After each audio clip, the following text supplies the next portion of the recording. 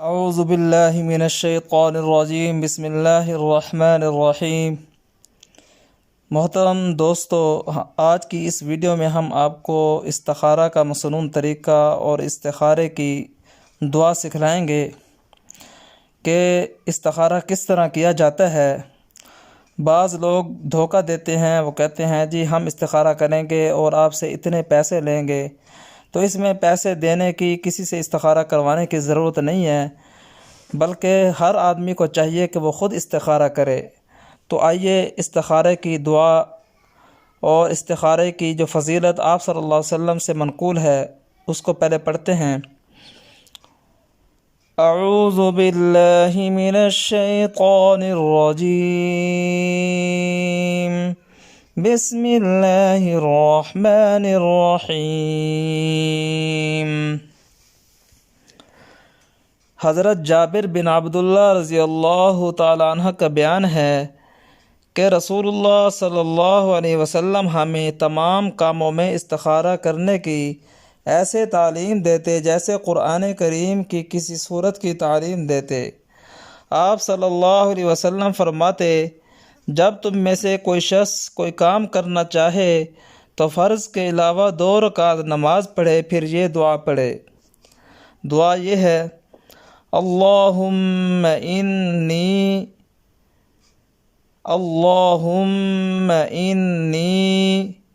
استخیرک بعلمک۔ میں ایک ایک لفظ کو آرام سے، سکون سے آپ کو سمجھاؤں گا، آپ نے توجہ سے میرے ساتھ ساتھ پڑھنا ہے تو آپ کو یہ دعا انشاءاللہ یاد ہو جائے گی۔ اللہم انی استخیرک بعلمک واستقدرک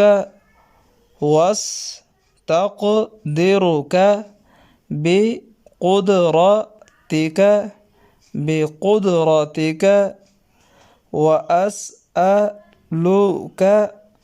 وأسألك من فضلك کاف کو لام کے ساتھ ملائیں گے کیونکہ لام ساکن ہے۔ من فضلك العظیم فإنك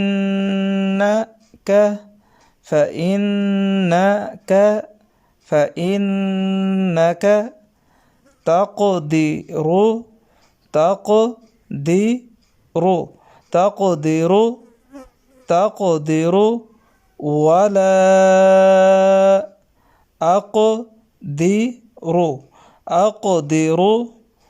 أقدر وتعلم ولا أعلم وأنت علام الغيوب اللهم إن كنت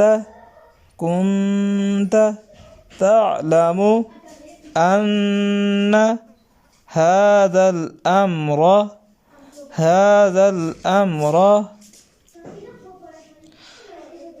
الأمر پر یہ جو الفاظ ہیں، اس پر جب ہم آئیں گے تو ہم نے اپنے ذہن کے اندر اس کام کو جس کے بارے میں ہم نے استخارہ کرنا ہے، مثال کے طور پر نکاح کے بارے میں کرنا ہے یا کسی کاروبار کے شروع کرنے کے بارے میں کرنا ہے، تو ہم نے اس نکاح کو یا اس کام کو، اس کاروبار کو اپنے ذہن میں لے کے آنا ہے کہ یا اللہ میں یہ کام کرنا چاہتا ہوں۔ حاضر الامر کا مطلب بھی یہی ہے، یہ کام یعنی یہ کاروبار یا یہ نکاح میں کرنا چاہتا ہوں، کیا یہ میرے لیے بہتر ہے یا نہیں ہے۔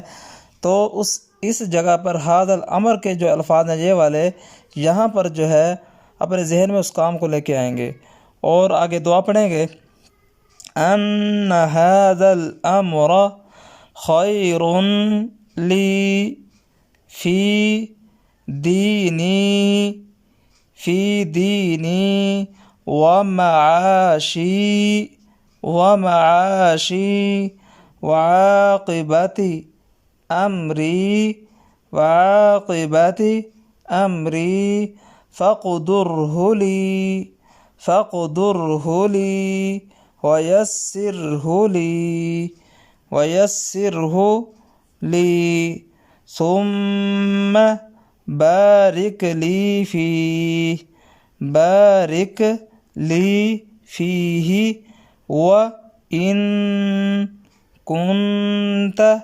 وإن كنت تعلم أن هذا الأمر، یہاں پر پھر اسی کام کو ذہن میں لے کے آنا ہے، هذا الأمر شر لي في ديني ومعاشي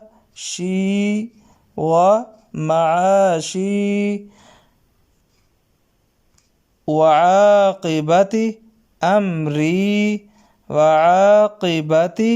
أمري فاصرفه عني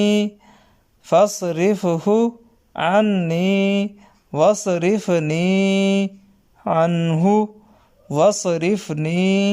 عنه واقدر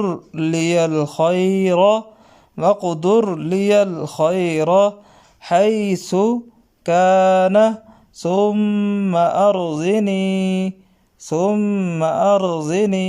به۔ تو دوستو آپ کو میں اس کا ترجمہ بھی کر کے دکھا دیتا ہوں۔ اس دعا کا ترجمہ بڑا بہترین ہے۔ یہ دعا ہمارے نبی حضرت محمد صلی اللہ علیہ وسلم ہی مانگ سکتے تھے، ایسی پیاری دعا۔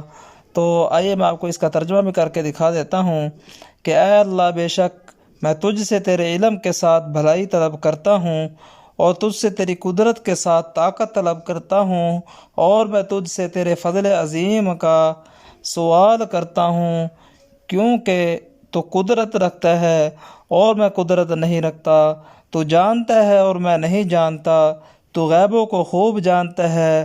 اے اللہ، اگر تو جانتا ہے کہ بے شک یہ کام، اس کام کا نام لے، جو بھی کام کرنا ہے میرے لیے، میرے دین، میرے معاش اور میرے انجام کار کے لحاظ سے بہتر ہے، تو اس کا میرے حق میں فیصلہ کر دے اور اسے میرے لیے آسان کر دے، پھر میرے لیے اس کام میں برکت ڈال دے۔ اور اگر تو جانتا ہے کہ بے شک یہ کام میرے لیے، میرے دین، میرے معاش، میرے انجام کار کے لحاظ سے برا ہے، تو اسے مجھ سے دور کر دے اور مجھے اس سے دور کر دے، اور میرے لیے بھلائی کا فیصلہ کر دے جہاں بھی وہ ہو، پھر مجھے اس پر راضی کر دے۔